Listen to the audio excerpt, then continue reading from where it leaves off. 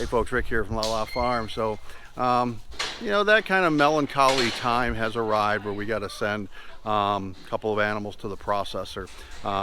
Back in April or May, we contacted the processor, got an appointment. That appointment has arrived. It is tomorrow.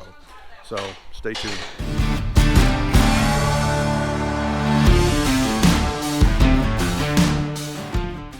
So these are the two that we're taking to the processor. This one here just has not passed our performance measures for on-farm testing. She is not a good mama. She has very bad udder and teat conformity. We don't want those genetics to be passed down to any of our future does. The taller one, kind of the lighter colored one, she has a detached tendon and is not able to carry kids. The weight, extra body weight, makes her barely able to walk. What we're going to do is we're going to get their weights the night prior to us taking them to the processor, and then we will close this video, I guess, when we get the processed meat back. So we'll kind of show you what we get live weight and what that yields in terms of meat after processing, and the cost, you know, per pound for that animal. So this one live weight is 123 pounds. This one we are sending to the processor because she's just not a good mama. She looks good, nice full goat, but the 2 years that she has delivered, she does not take care of her kids, and she's got very bad udders or very bad udder and teats. So that's why she is being culled. So this one is 119.4 pounds. This one is being culled from the herd because she is injured. Her rear leg has a detached tendon, and the kneecap is separated. And the advice from the vet is they can't fix it. So unfortunately, she is going to the processor. And that's sad because she's a good breeder, she's a good mama. But the problem is with that detached tendon and kneecap, she has difficulty getting out there to browse. When it's cold or we have bad weather, it really acts up on her and she has a hard time getting around. Yeah, when she starts putting extra weight on when she's pregnant, yeah, she has a hard time even walking. So we see a lot of fluctuation in her weight depending on how bad the leg is acting up. Sometimes it swells. She has a hard time getting up and down sometimes. So we've just decided that, you know, based on picking the top two or the bottom two that we wanted to go to processing this time, she fell within that category. So unfortunately, but it happens. Come on, baby girl. Come on. Watch her when she gets. You can kind of see her limp on the back, and that's without any additional weight. She doesn't have a very good teat or bag structure either. So neither of these have good conformity with respect to their teats. And what we typically like to see is kind of looks like a little finger. And they don't have that.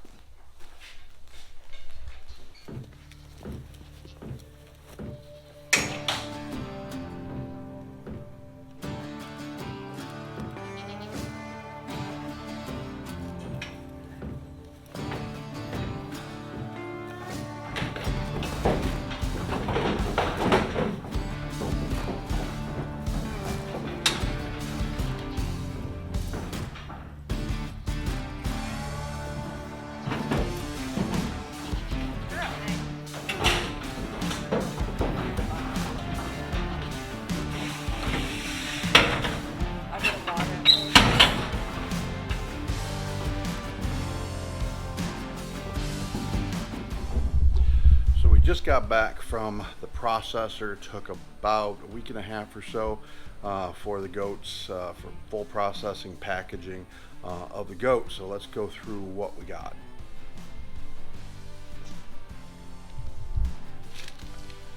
So there's a leg roast, medium sausage. Note that the roasts are all packaged, shrink wrapped, or vacuum packed, I should say. More sausage. Sausage. You're getting about 25 pounds of sausage. This is burger, so this is just ground goat. This is not sausage. That one is sausage. More sausage. Sausage.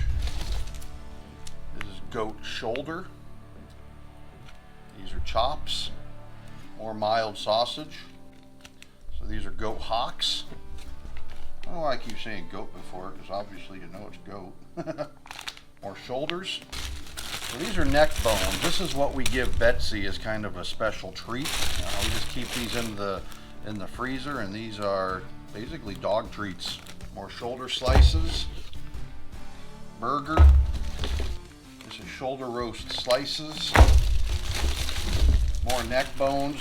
Keep in mind we had 2 goats processed, so we got two packages of neck bones. More chops. Chops. These are ribs. More hocks. Hocks. Hocks. This one is, I think that one's more sausage, probably the last of the run. More ribs. Burger. Those are just ground goat. Burger, mild sausage, and burger. So let's go into the second cooler here. We got more neck bones. This is a ham roast. This is stew meat from the ribs. Shoulder slices. More stew meats. More mild sausage. And shoulder roast.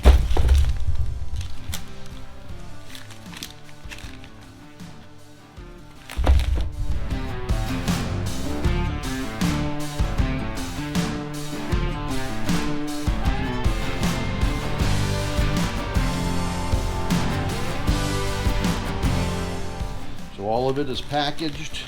After it's processed, then it is vacuum packed and labeled by the processor, so we know what it is. So let's talk about the economics of these goats, the processed goats. So the tricolored one, the more slender one, the taller one, weighed 119.4 pounds. The brown and black one, the thicker one, weighed 122 pounds. Total live weight of those 2 goats was 241.4 pounds. Okay, so if we just look at this from the how much did this meat cost us over just without looking at any of the costs, the inputs that went into that goat, we'll just look at the processing fee and what that cost us first, and then we'll look at the total lifetime inputs of that goat. So slaughter fee on this was $45 per goat times 2, so $90. Those 2 goats were then processed into 92 pounds of individual cuts. Those are whether we're talking about chops, the legs, anything but ground, and then there was 25 pounds of bulk sausage and ground meat. So the 92 pounds of cuts, 74 cents a pound, cost us $68.08. The 25 pounds of bulk sausage and ground meat was 50 cents per pound, cost us $12.50. For total processing fee of $170.58. So the live weight, 241.4 pounds. The hanging weight, which is the weight of the animal minus the head, the hooves, and the organs, was 117 pounds total. That's the amount that was ultimately processed. So what went into the freezer was 117 pounds of meat between 2 goats. $1.45 per pound was the ultimate cost of that. So now let's look at it over the lifetime input. So if we're only looking at this from how much it cost us outright for processing to put that meat into the freezer, $1.45 a pound. Let's look at it over the life of the inputs into those animals. Okay. We had those animals on farm for give or take 24 months, roughly 730 days. Each one of those animals are mostly browse, meaning they're out in the pasture. That's a significant part of their food inputs, is that which they can browse from our pastures. In addition to that, we give them a half a pound of feed per day. Now this is mixed feed.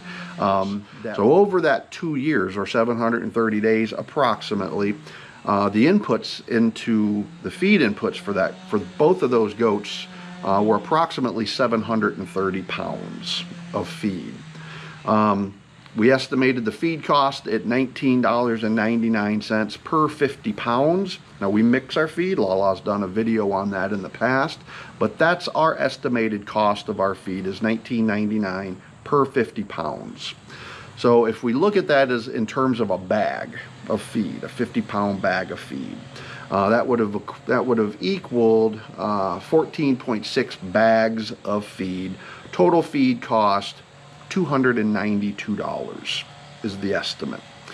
So when we take the $292, which is the feed cost we're estimating over the life of the lifetime of the goat, and we add that to the processing fee, total processing fee of $171 for the slaughter fee and the processing fee, comes up to a total net cost over the life of the animal to us of $463. That's not the whole story though. So these were 2-year-old does. So both of these does had already had at least 1 litter of kids. And from those 2 does, we generated $1,200 in kid sales over the time that we had them. So that has to be factored into the lifetime cost of these animals. So they made us $1,200. They cost us for the feed costs and for processing $463. So we're net positive on the lifetime cost of these animals. So we take the $1,200 in total sales, which was the cash inputs from the animals, and we deduct the cash cost, which is $463, and we come up with a total profit from those 2 does of $737 over 2 years. In essence, not only are we not getting, not only are we not paying the $1.45, which is what it cost us outright, but that goes into the total cost to raise the animal. We're actually, to put 117 pounds of meat in the freezer, we were paid $737 for the time, the inputs, the labor, all of that. So I hope this helps kind of put some perspective on how you can raise your own meat pretty cost effectively.